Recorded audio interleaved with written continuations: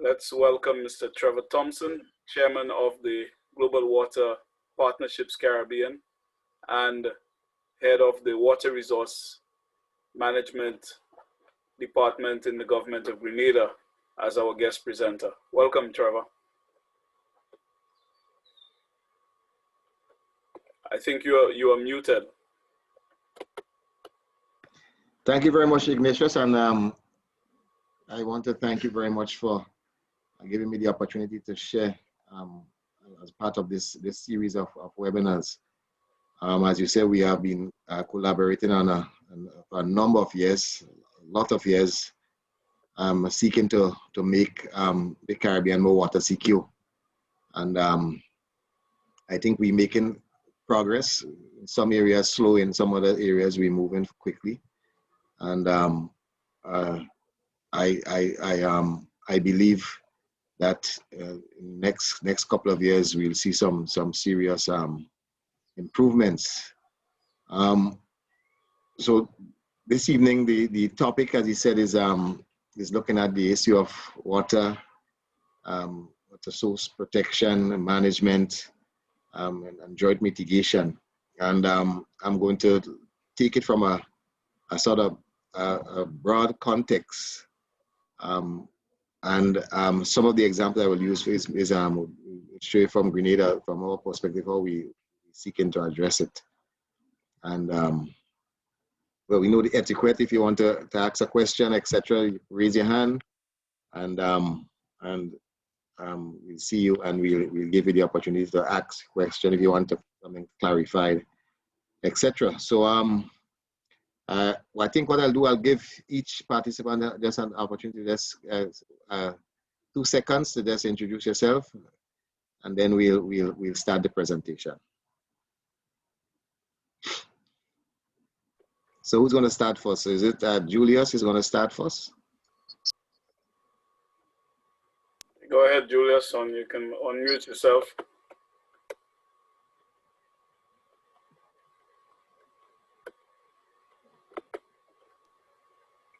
Julius is not there.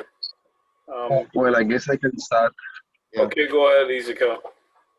My name is Ezekiel Francis. I'm a water treatment officer at the Wasco Dominica. Dominica, okay. Who's next? I see we have Daytree Allen, we have Leroy Mayland, Owen Gill, Hanif Morrison, and Omar Haley, and Darwin Valley. So Darwin, yeah, I see. Yeah, afternoon everyone. My name is Darwin Valley, wastewater operator from Trinidad. Thank you. I see Owen is unmuted. Yeah, Owen Gill, Trinidad. Great. Good afternoon, everyone. Hanif Morrison, project engineer, Jamaica. Okay. Good. Water Commission, National Water Commission. Great. Good afternoon. I'm DJ Allen from Montserrat. I am probably the incoming or the prospective water technologist at the Montserrat Utilities Limited. Okay, great. Hi, pleasant good afternoon. My name is Leroy Mylan from Trinidad, system operator. Great. Good. So I think we have a good. Go ahead, good afternoon. Good afternoon. My name is Umar Harley, RO plant operator, water for the Keyman. Keyman. Okay, great. So we have a good cross section from across the Caribbean. So that's very, very good. Okay, so I'll share my screen now and start the presentation. It's here.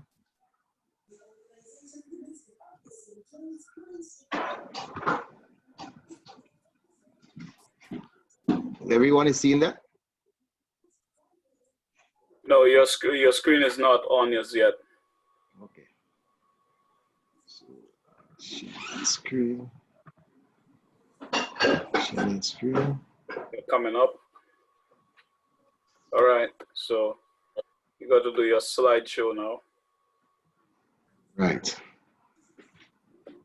So it's clear? Yeah, all clear. Good.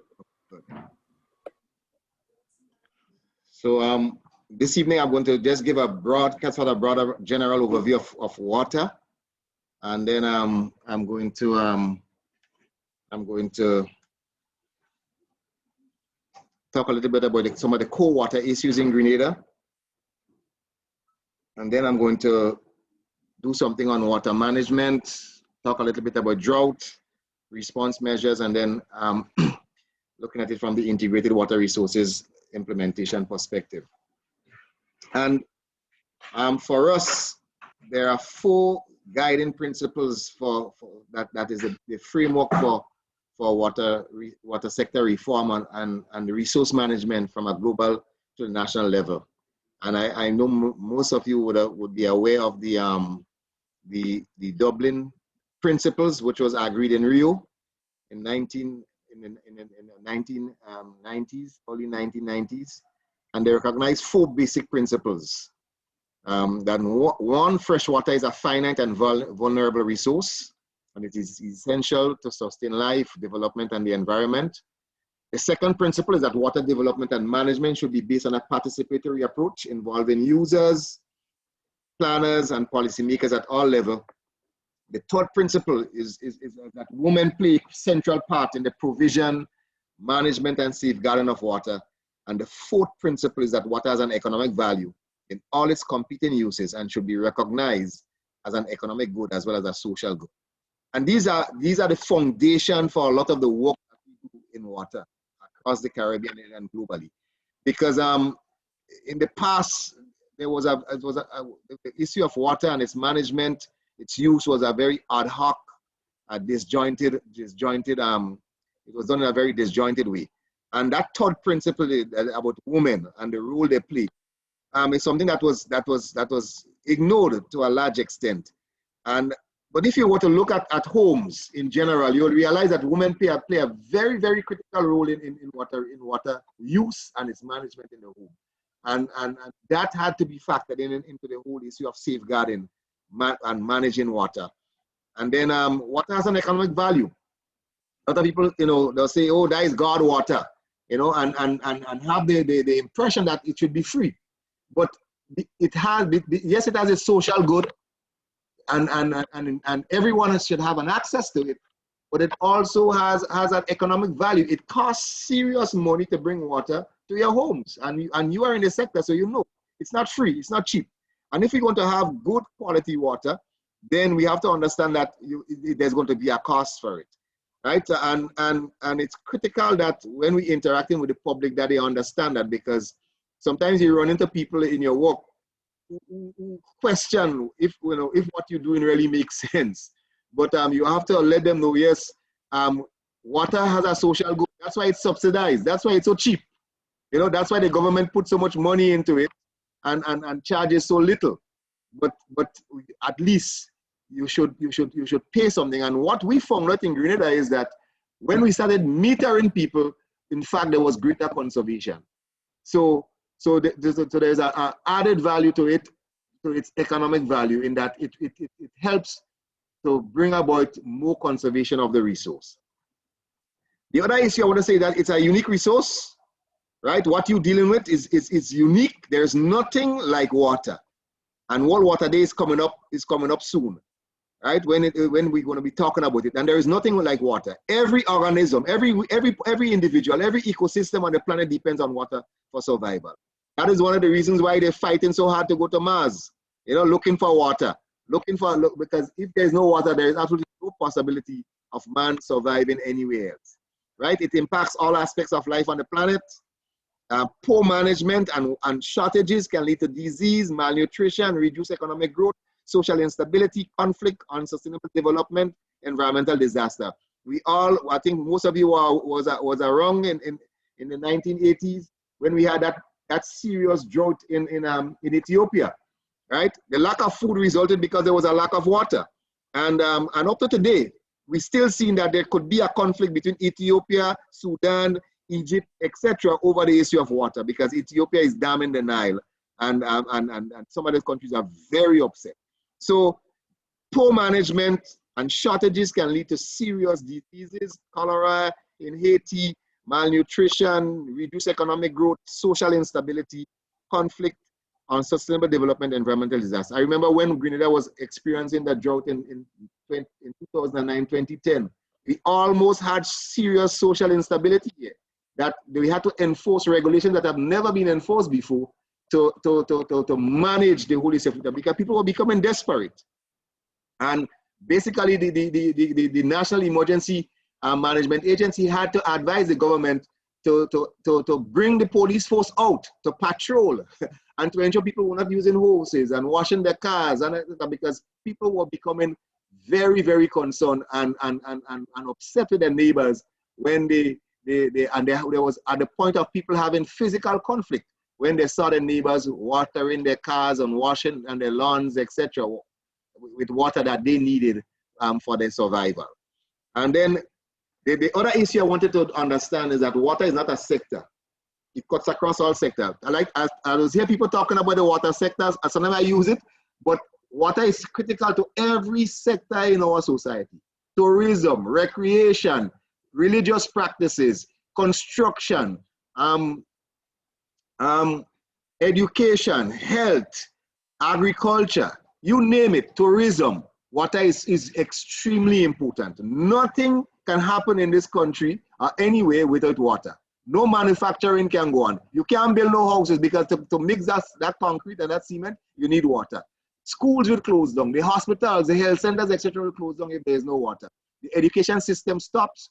Children are sent home when there is no water. So it's critical that we understand that you're not dealing with something that is a standalone, but it's something that is so broad-based. It cuts across every sector that we and they who work in the water sector, we play a very, very critical role in our national sustainability and our national development. It's a finite resource, very limited. 97% of all water is seawater. 3% is fresh water. And out of that 3%, 87% is not accessible. It is locked up in the polar ice cap. It is in groundwater in places that is not accessible. Only 13% of that 3% is accessible globally. So you understand what we really only managing 0.4% of all the global water. That is what we have that is accessible for us to use on a continuous basis. When we look at Grenada, and I think it's that way for across the Caribbean, average rainfall ranges from I would say in the Windward Islands in particular, maybe Trinidad, about 1,000 millimeters to 1,500 millimeters along the coast, to over 4,000 in the interior. So what we see that there is a direct relationship between elevation and rainfall. And that is why it is so important that we understand the role that forestry, etc., plays in this whole management of the resource. Because where there is limited water resources, it is drier. So in the south of Grenada, it is extremely dry. In the north of the island, along the coast, it's extremely dry. But as you go further inland, it's extremely wet. And in the past, there used to be no dry days there. But because of climate change, we are seeing some changes happening, where even in some of those areas now, we're experiencing 4 or 5 dry days per year. Annual temperature is about 20 to 27 degrees, but now we're seeing some extremely high temperatures going up even into the 30s these days, and that is having an effect on evapotranspiration and on available moisture, right? We have a number of rivers and streams and lakes in Grenada, and I think some of the other islands is similar. Waterfalls, etc. So that's general. In Grenada, only about maybe about less than 2% of our water that we use is groundwater. One of the problems is because Grenada is very mountainous, so it's difficult to access groundwater for use for domestic supply. Right? We have maybe only about 5 or 6 groundwater wells on the island. The other prohibitive factor is the cost. extremely expensive to drill wells. So it's not a priority for us in Grenada at the moment, but it may have future use because of climate change. So we have a number of surface stream that can recharge of subsurface aquifers, and all of our water resources is mainly from a system of perennial streams and rivers with some, as I said, some groundwater. But surface water is a major source of fresh water for human consumption and agriculture. And the entire population in Grenada has access to domestic water. There are about 23 surface and 6 groundwater potable sources on the island. That figure has changed. One was abandoned because of too much infrastructure construction happening in the area where it was located. There was a hotel built. There was a number of hardware stores, etc. So it could not be used. It became contaminated. One of the things we have to bear in mind is that in Grenada and in a lot of the other Caribbean islands, metering is mandatory.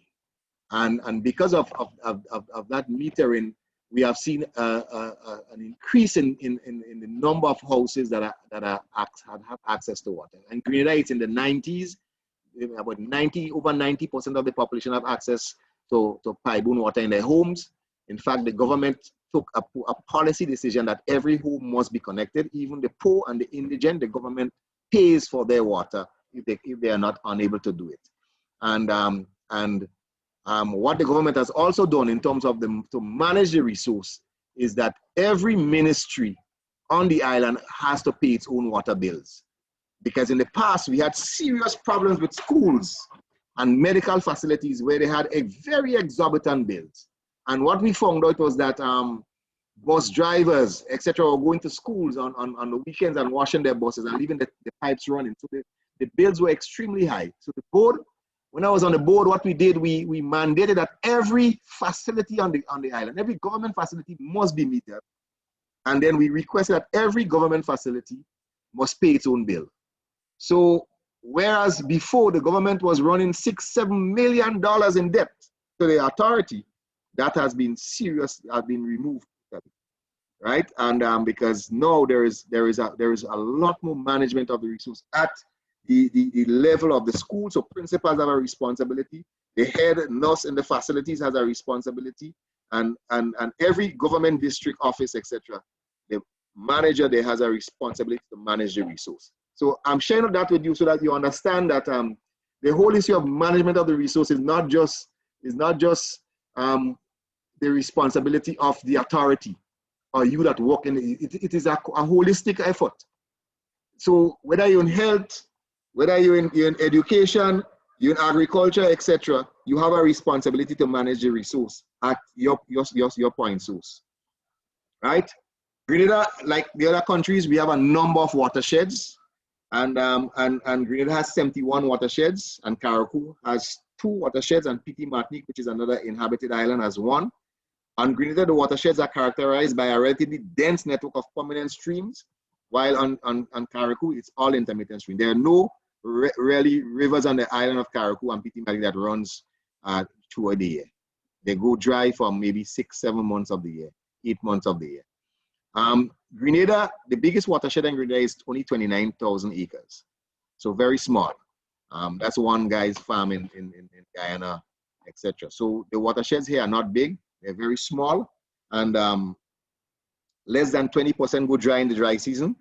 But CAWASA, the water authority, extract from many of these for domestic water supplies, as well as farmers use many of those streams for irrigation, as well as communities for recreation, etc. So we have what we have tried in the ministry is we have restricted any irrigation use above abstraction points where CAWASA takes water from. However, we have issues where the ministry have constructed a few dams, and sometimes the water authority has to use that water for domestic supply when there is an issue, and that is a sore point of conflict. Even though right now I'm resolving that issue with the water authority and the use of the Ministry of Agriculture's facilities for domestic supply, because it's creating some issues and could be some, and also some conflicts. This is not so much of a good image, but here I just try to show you Grenada's water supply distribution network. And as you can see that a lot of the abstraction points where the dams are high up in the mountains and dispersed across the island. One of the things, however, is that the biggest river on the island, there are no dams on it, because it comes from way up in the mountains, and where the water is needed on the south of the island, that river flows to the northeast of the island. So where we have the abundance of water, we're not able to utilize it where it's needed. And I believe that is some of the challenges some of you would have also. So most of this, the water is by gravity. There is very little pumping is done, and so a lot of the funds for the authority doesn't go into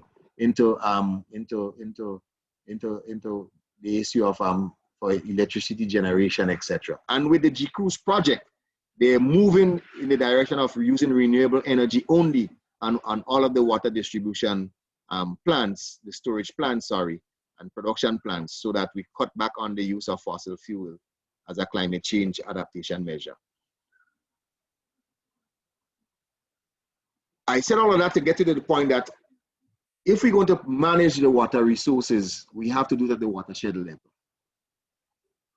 And at the watershed level, it's a holistic approach. It's not just, you know, we are the authority and we need this water and we are going to take this water.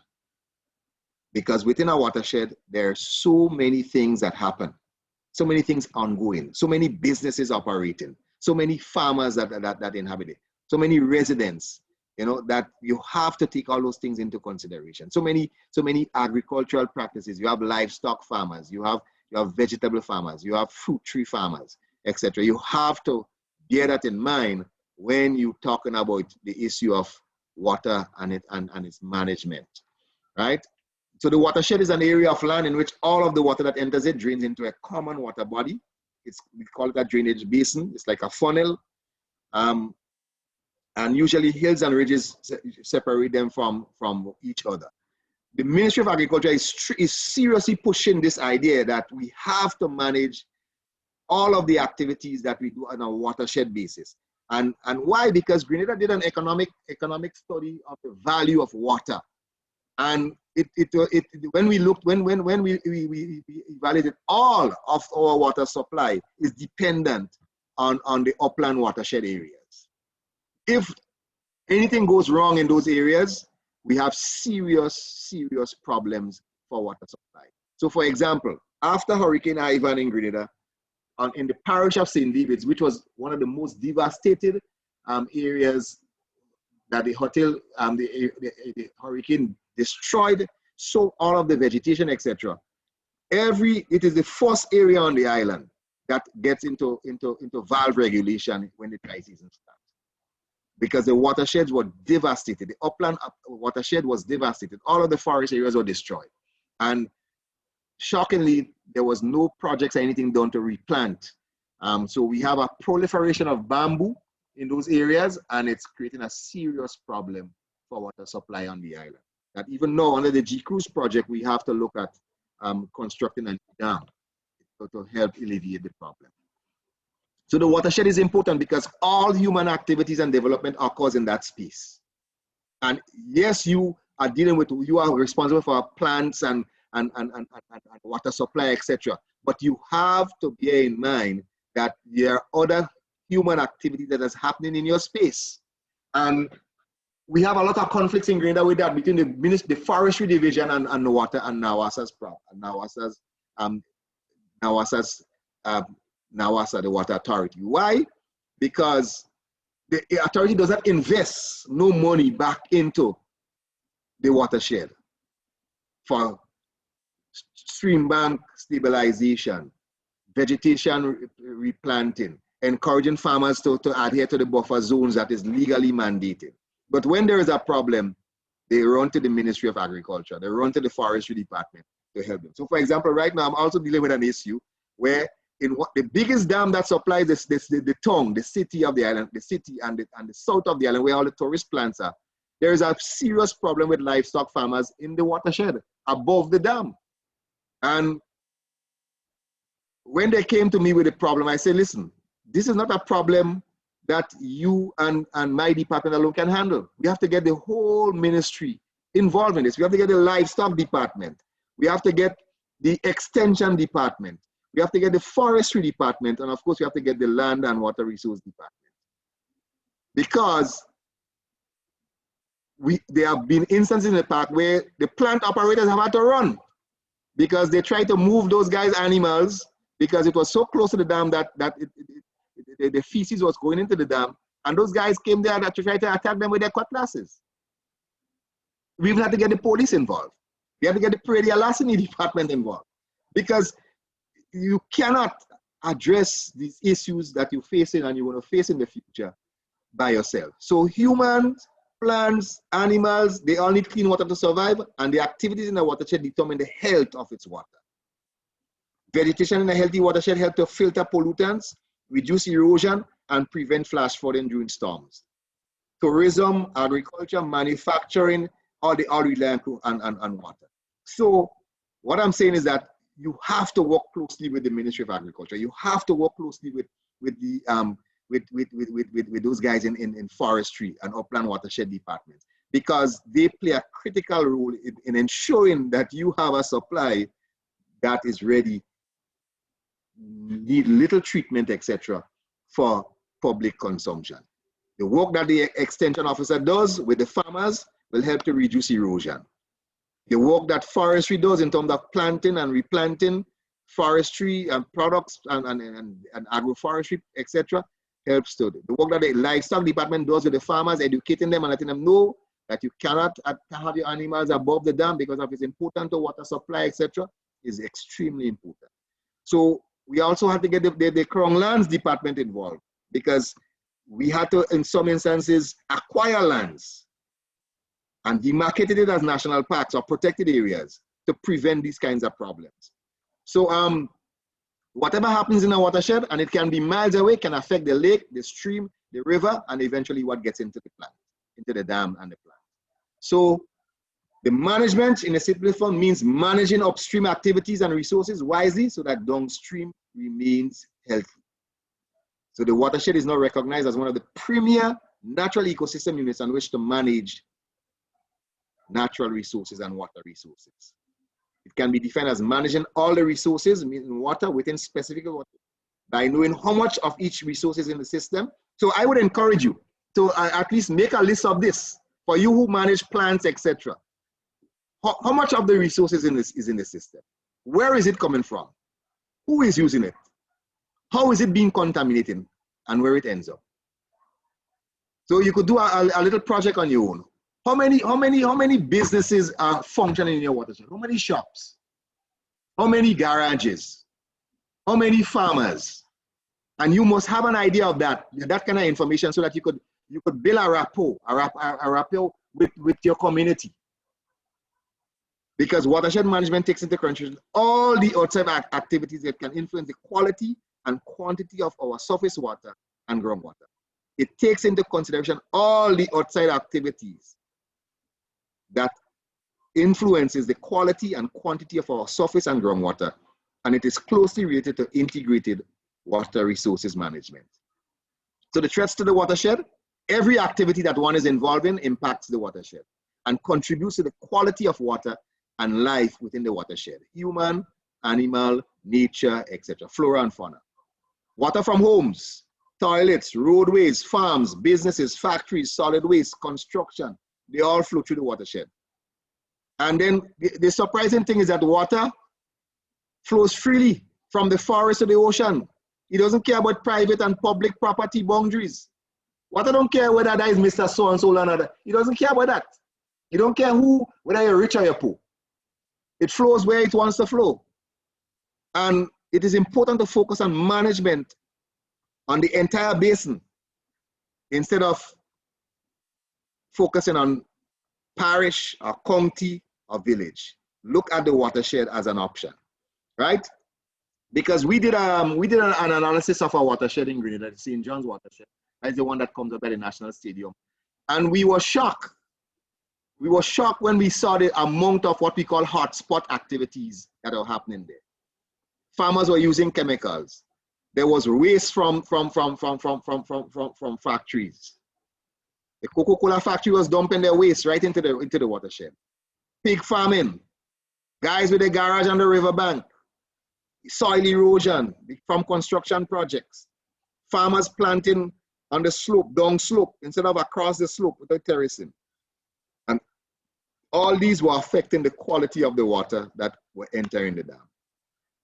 So we had to take action. We shut down a lot of those pig farms. We worked with those guys with the garage to ensure that they collected their oil and stored it, and then had an arrangement with it to collect it. We worked with the farmers, doing spraying, and then we had an agreement with the factory that, listen, you can't pollute like that. And you have to manage your waste, etc. So these are all activities that are happening in the watershed that you have to be in mind. You don't focus, you can't just focus now on your job alone. You have to keep your eyes open. So utilities are not the only users of water. You have to remember that you are not the only user. You have economic, health, social, cultural, well-being of citizens. It's important for land and environmental degradation to prevent environmental and land degradation, and it strengthens resilience to climate change. It helps us to recover from natural disasters. I remember after Hurricane Ivan, the first thing people are looking for, not for material to cover the roof, water. People are looking all about, running all around with a bucket in their hand looking for water. So there's need to take urgent action for protection and conservation, because there are many environmental challenges that are facing us now. As we have become more developed, as we want to build houses further up on the slope, we want to live on the hills, etc. We are having major challenges now with regard to issues of water. We have nutrient overload in watersheds, deforestation, soil erosion, solid and liquid waste, climate variability, forest and bushfires, development within catchments that is affecting, that is putting pressure now on the water that is supplied for domestic purposes. Land degradation, biodiversity loss. We have to understand that it is not just an exclusively engineering mindset when we are addressing this whole issue. And then competition for use of designated lands for watershed protection.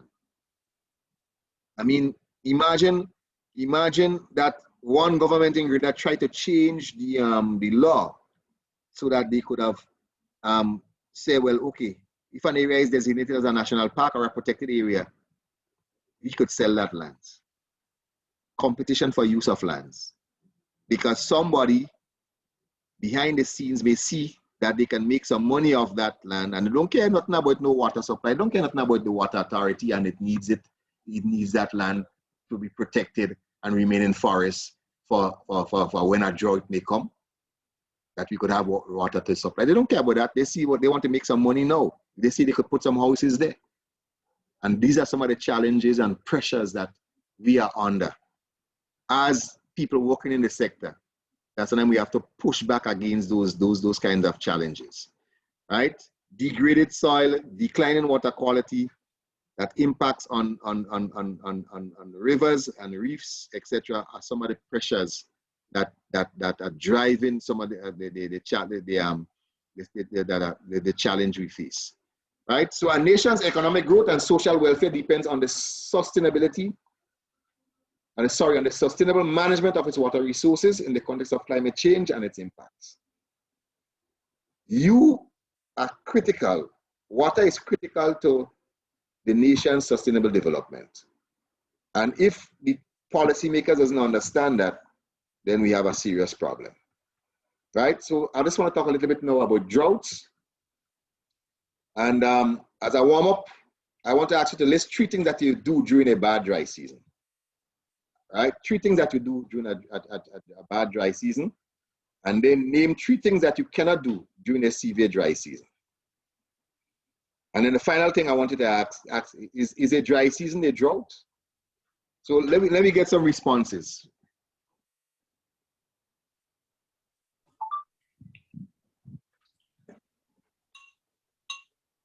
Well,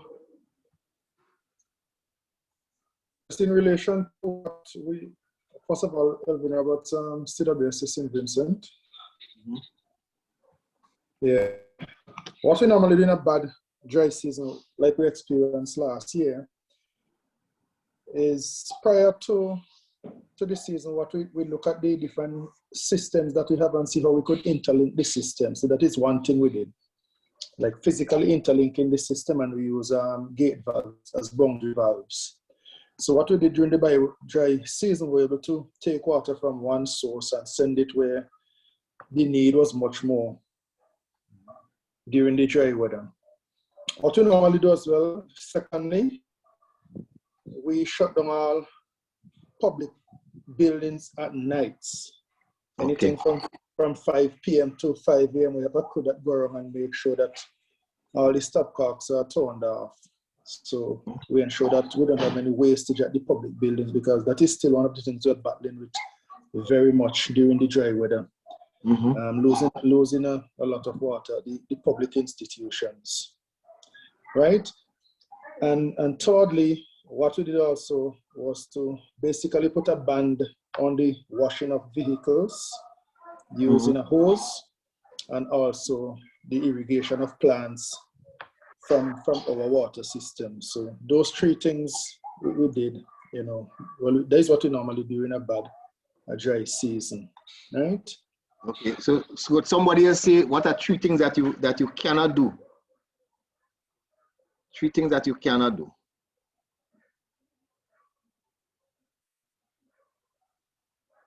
I mean, you gave 1 or 2, but if somebody will give us 3 that you cannot do, that you should not do.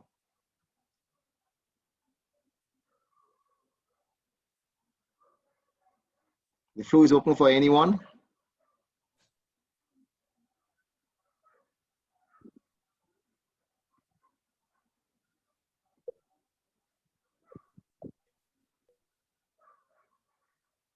And then, is a dry season a drought?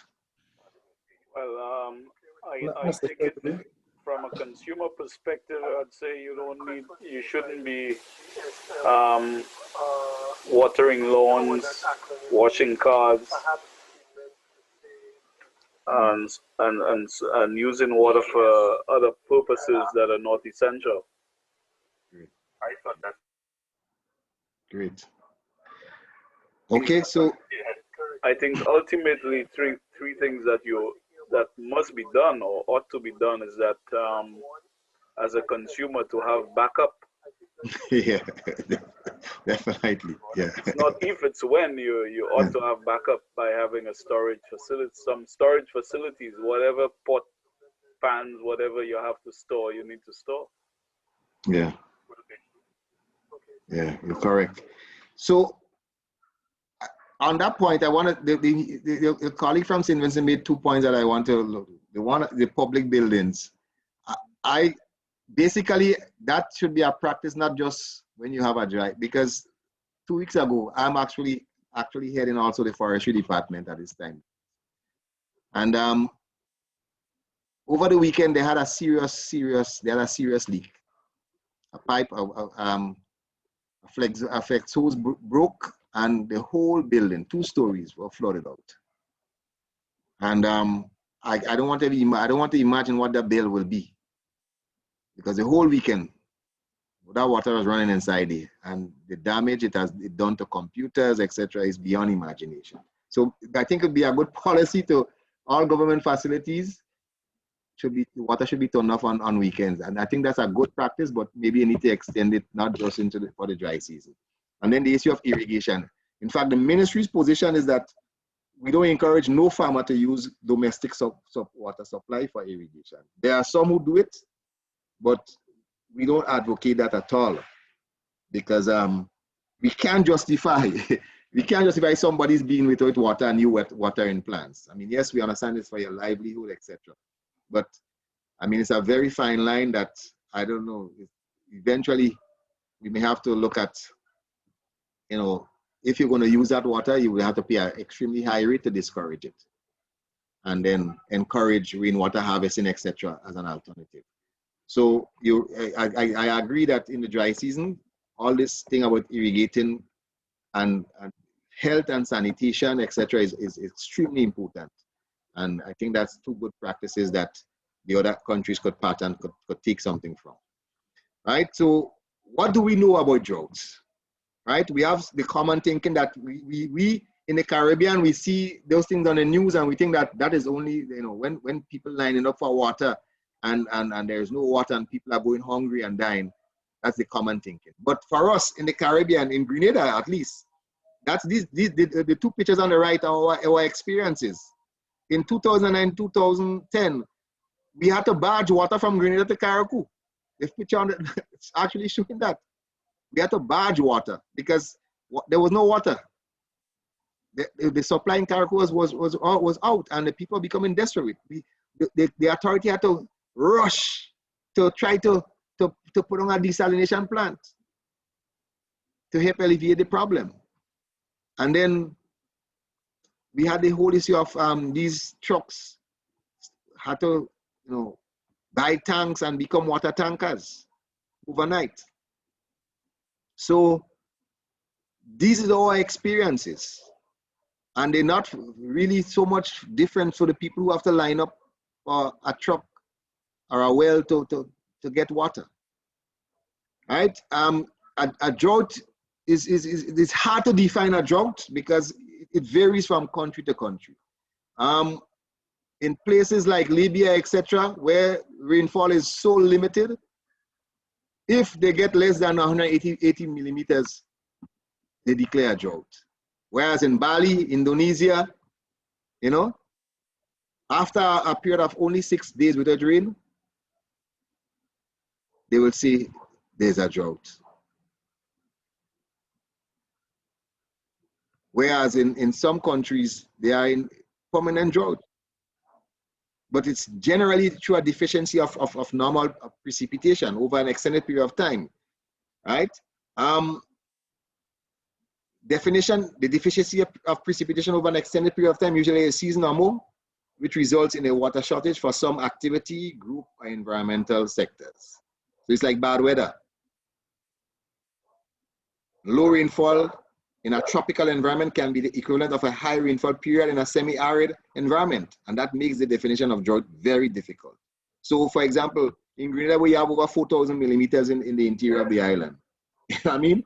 That's a dream for those guys in the Horn of Africa. It's a dream. Libya, Mauritania, etc. So it's relative. It's relative. And I want to show you two reasons here why drought is so critical, because the B says that cause or may cause substantial economic or social impacts, substantial physical damage or injury to individuals, property, or the environment. Right? And that economic, when we were experiencing a drought, there was serious economic problems at that time and social impacts. Social disruption. So a drought is a serious thing that we have to begin to put in. In fact, I know many of the countries in the Caribbean are developing national drought plans. The UNCCD is funding those countries, and you should inquire about that, because it is critical that you have a plan to know how you're going to respond if there's going to be a drought, right? And there are three main types of drought: a meteorological drought, which is a reduction in rainfall that is often accompanied by other meteorological conditions that further exacerbate the water depletion. Such conditions can be high temperature, strong winds, low relative humidity, intense sunshine, and increased evapotranspiration. And then the second phase is when you move to an agricultural drought, where soil water deficiency leads to plant water stress. And then the third phase is the hydrological drought, where you have a reduced stream flow, reduced inflow to reservoirs, lakes, and ponds, and reduced flows to wetlands and wildlife protected areas. In fact, 2009 2010, Grenada was at that stage where we were having a hydrological drought. The flows in the rivers were down, right? Farmers couldn't irrigate. In fact, one farmer lost his hand because he and another farmer were fighting over who should pump and who should not pump, and one farmer chopped off his hand. That's the reality. Conflict. So the socio-economic drought is the economic, social, and environmental impacts of agricultural, meteorological, and hydrological drought combined on a nation. And God forbid that any Caribbean country will have to get to that stage, right? The short-term drought impacts when you have water for when you don't have water for 2-3 months, very low rainfall, is that it impacts water supply. Farm ponds, streams may run dry. Areas that relied on rainfall for cultivation are severely affected, and high temperatures in the day can lead to severe water stress on crops, and I should add here on livestock. We had serious death of livestock during that period of time because the poultry and cattle, etc., could not get enough water, and many farmers lost thousands of dollars. Right? And then the long-term impacts is that reduced domestic water supply, impacts on water quality, agricultural productivity will decline, the possible of food insecurity, increased food price, increases poverty, leading to additional hardship for vulnerable population. Bushfires will result in land slippage, siltation of streams, increased pests and diseases. In 2009, Grenada had over 600 and something bushfires, and we are still recovering from that today. In fact, a drought is said to be the worst disaster that could be inflicted on a country. Look at Australia, look at California. It's going to take them decades to recover from a drought. Whereas a hurricane, after 2-3 years, vegetation grows back, etc. With a drought, no, that is not happening. Because not just the vegetation is destroyed, also the plants, the animals, etc., that is so critical for the environment to function properly, that they are also impacted. And the critical thing we have observed about a drought is that monitoring the available water resources is extremely important. So you must develop a plan to monitor, and that involves not just you alone. You have to bring in the farmers. So we rely on farmers to call and give information to the ministry on the levels in their rivers. Not just the officers from the water authority, the Ministry of Agriculture, the extension officers, the forestry officers, they all had to go out in the field and report on river levels, etc. And that is what that helped us to manage the resource better. Right? Deciding when to declare a drought onset. That was critical. We had to have a lot of strategic meeting, because if you do too early, you could create a problem. If you do too late, it's another set of problems. So declaring at the right time is important, and advising the policymakers when to declare a drought is critical. And preparing a relief program and identifying funds to support relief. We had to work together, all of the agencies, to come up with a master plan of how to distribute that water, when we're going to distribute that water, how much money we're going to invest in additional tanks and etc. Put tanks in communities and have a shift system for the staff, not just of the authority, the security services, etc. So that we could address this whole thing. Implementing the program is very important. Ensuring that everybody was in harmony, everybody understood the plan so that it could be implemented. And then the final thing here is forgetting about the whole thing upon return to normal. As we do in the Caribbean, we totally forget about all the things we did put in place. Then we can't even find the reports. What was done, how effective it was done. No post-mortem, no, putting a plan in place for the future, and just returning to normal, and you forget about the whole thing until a drought comes again. What we recommend is that the water authority must have a drought management plan. And the Ministry of Tourism must have a drought management plan. The Ministry of Agriculture must have a drought management plan. And all of those plans, we took them together and make one national drought management plan for water resource protection and management.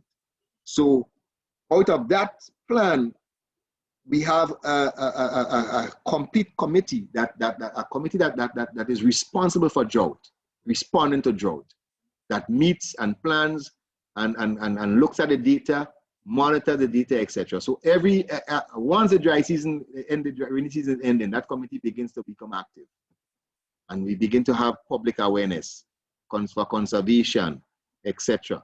So that we let people know that, listen, it's going to be a dry season. You need to begin to prepare now.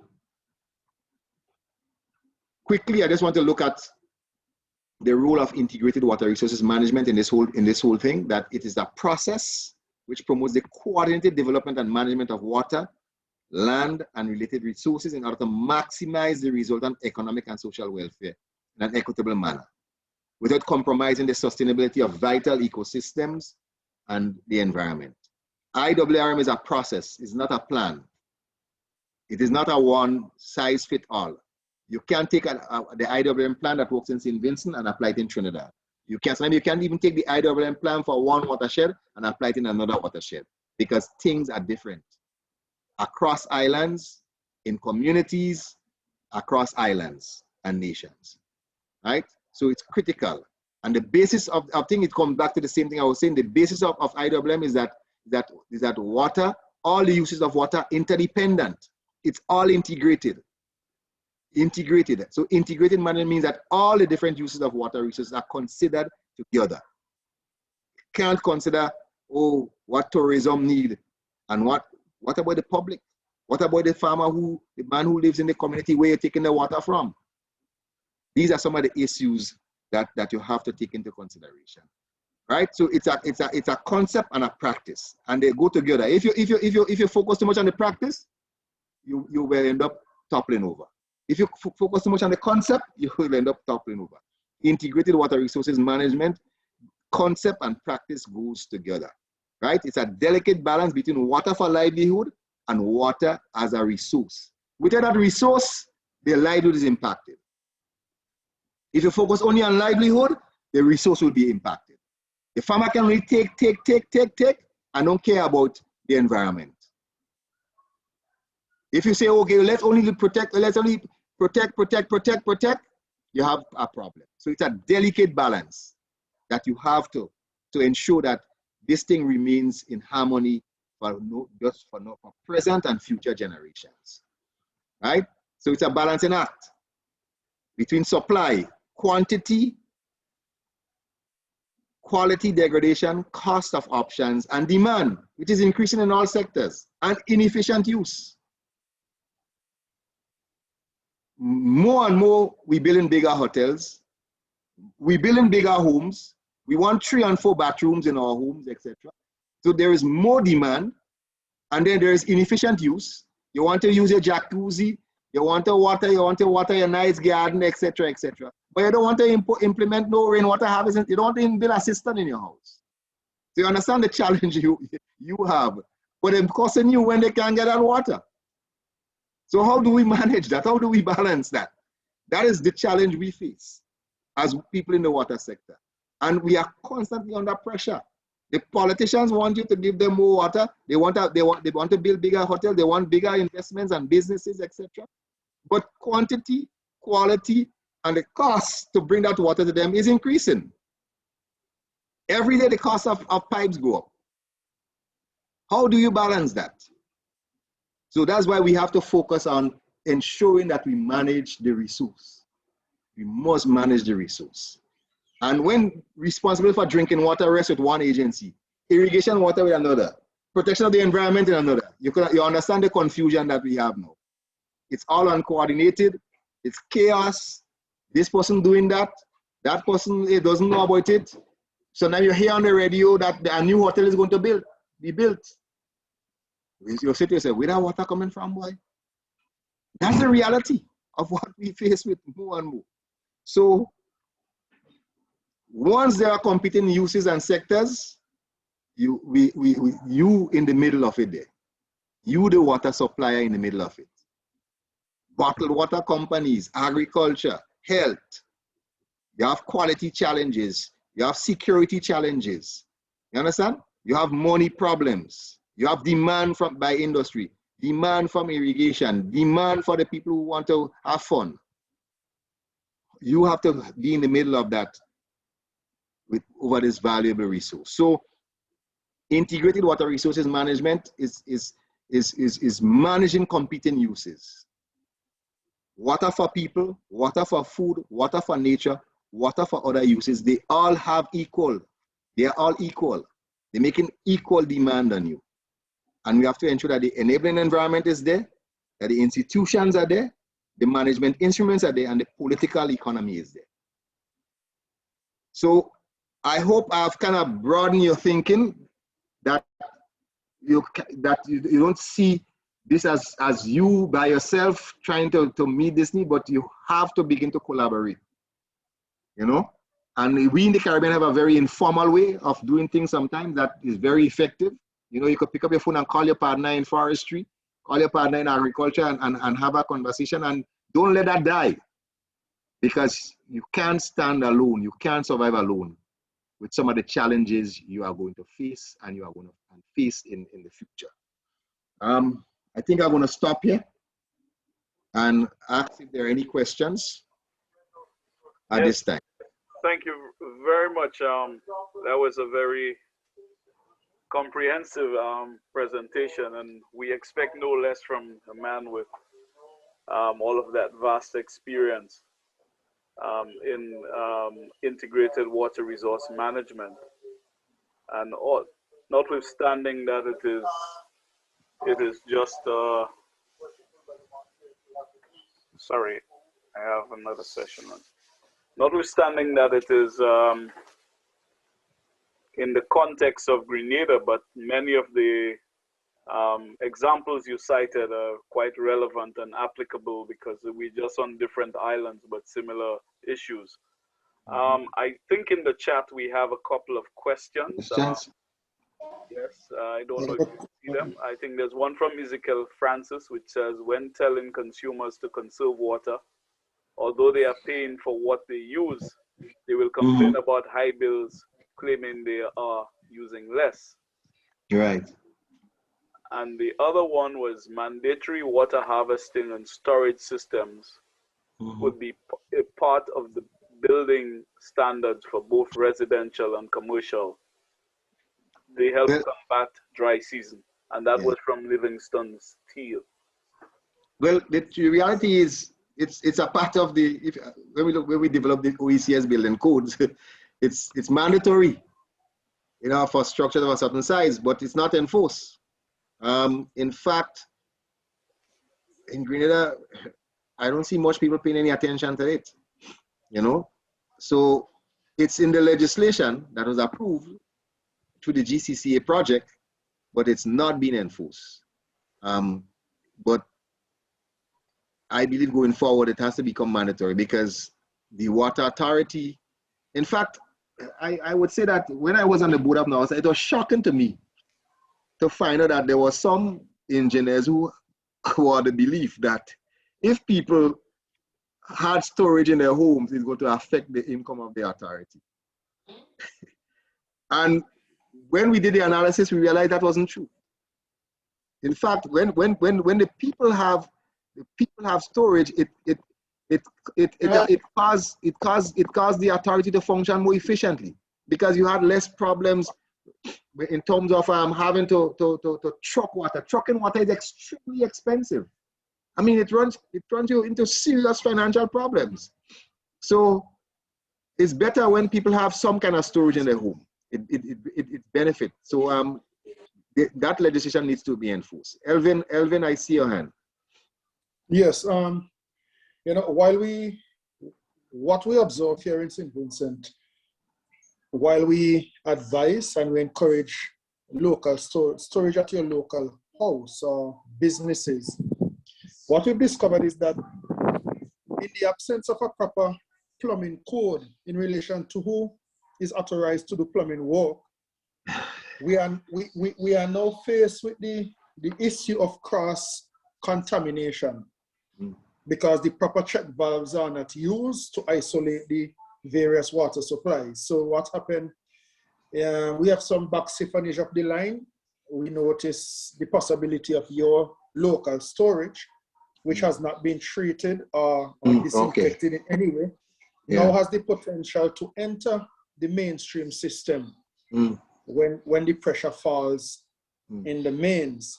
So we encouraged on one side, but we noticed that we have to do a holistic program now where we encourage businesses and homeowners to install the necessary check valves to ensure we don't have a cross-contamination situation. So I'm not sure how it will be done in the rollout phase, if it will be legislated or enforced, but I'm just highlighting it that, you know, while we are promoting storage, when we look at it, this is one possible drawback if it is not managed effectively. Elvin, while you're at it, you mentioned something about trying to avoid cross-contamination.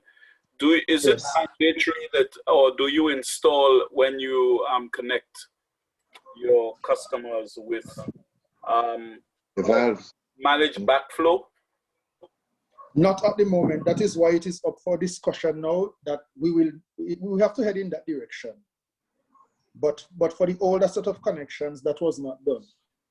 So it's something we have to look at, and we are trying to correct at the moment. Okay, I think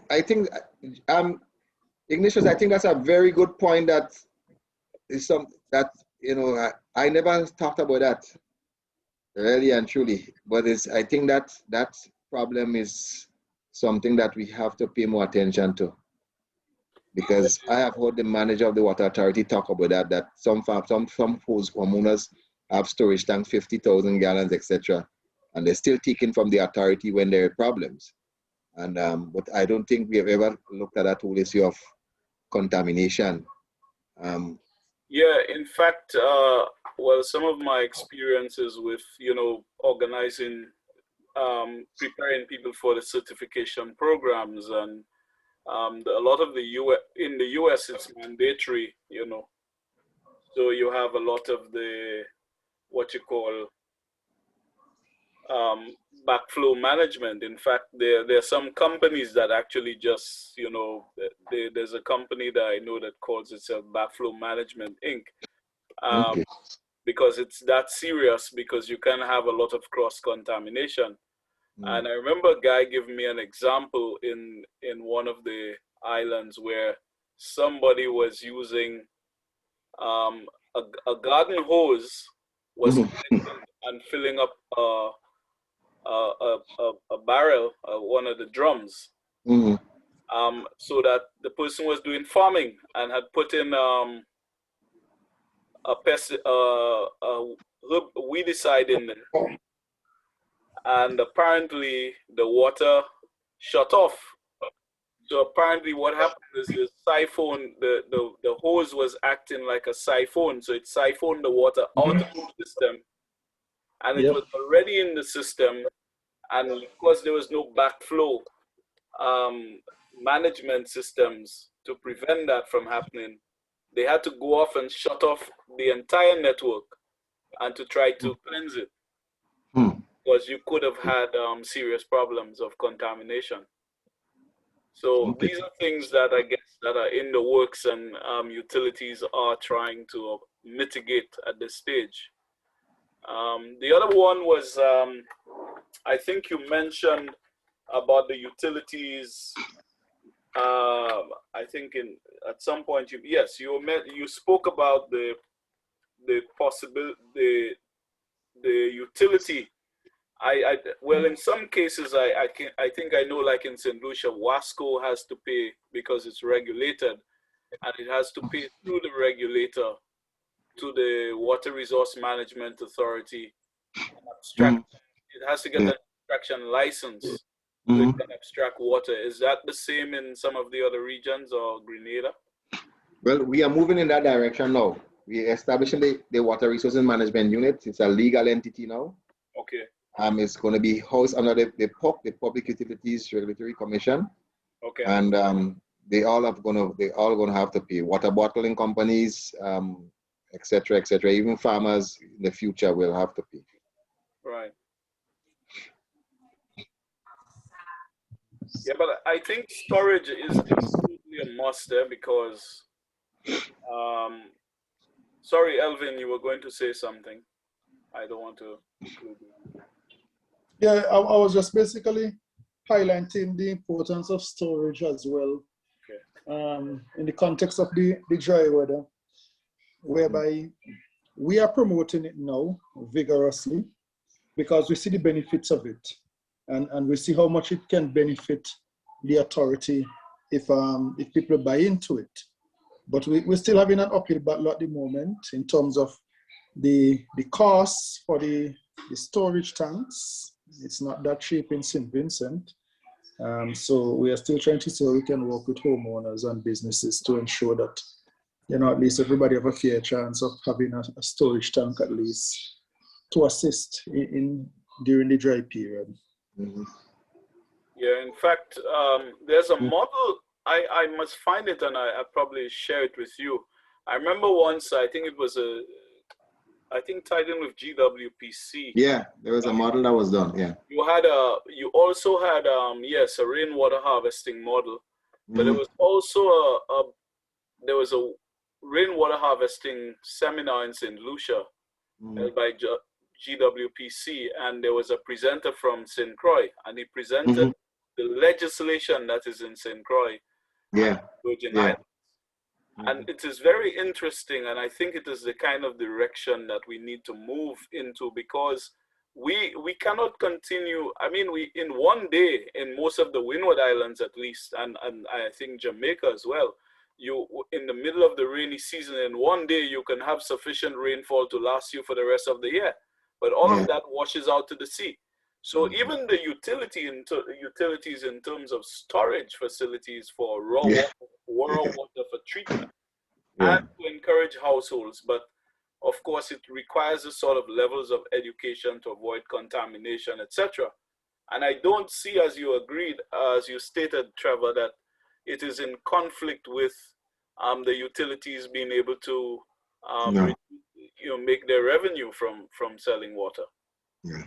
I think it's like having analogous to a power utility where you have a backup generator system in case of emergency, because it will happen. It's not if. Yeah. I see Darwin hand is up. Yes, my hand is up. Go ahead. Yes, I think from a consumer looking in and somebody new to to water conservation and management, one thing that is easy for information to get across is advertisement, and I guess the fervency for whichever association. I know in Trinidad, WASA do a pretty good job, but as far as the negative effects of the lay person not following or not being fervent in trying to conserve water or manage water, I think the association could probably be a little bit more fervent in getting the idea out there. I know you talk about the cost. Mr. Thompson talks about the cost of trucking water, the cost of maintaining systems. For the layperson, they don't know that. They wouldn't know that now there's a cost. They just know, well, they pay a bill and they expect water. But the things behind the scenes is like, so I just realized that probably a little while about I'm like, you know what, we really don't, we're not really paying in actuality for what is actually going on. So I think probably some kind of advertising scheme to educate the layperson so that, hearing it over and over and seeing it over and over to a certain extent. And again, we have social media, we have Facebook pages, we have Instagram pages, getting it to a certain demographic and that kind of thing. It could probably negate or try to help in educating so that, it'll kind of, and I'm talking ideally, it could kind of, ease the stress on, or the future of water in the Caribbean, and probably much less so each Caribbean island. But I just want to say that when we look at the costs in overtime, etc., for staff and the cost to run the trucks, to buy the tanks, etc., during the 2010, 2010 drought, when we saw the costs that it for during that drought period, the authority we made a vow never again to find itself in that position, because it's extremely expensive when there is a drought or a mini drought of some climate variability. It's just expensive. It just costs money, and money that the authority doesn't have, because in those times people are not paying the bill. Remember, there's no water in the line, so people are not paying their bills really. So I mean, it just digs into the reserves and put them out and put the authority in a bad position. So if people have some kind of storage home, it helps to alleviate the problems, and in the long run, it will help in conservation, right? So rainwater harvesting and conservation goes together, and we have we have a choice really as small island states. The issue about the storage, the problem is right now they're looking to build a dam, but man, the cost of the land is another issue. I mean, you just can't. The cost of as the guys hear that a dam is going to build, they jack up their prices, and now they go from my ministry. Now we have to make a decision to acquire it and pay them market value. And these are some of the challenges we have.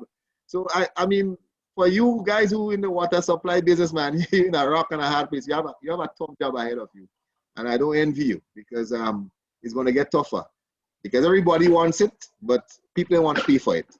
Don't want to pay the true costs, and the managing the resource, guaranteeing the resource, and ensuring that we protect the environment is becoming harder and harder and harder. So yes, indeed. It's one of the things I think it was Mr. Valley mentioned.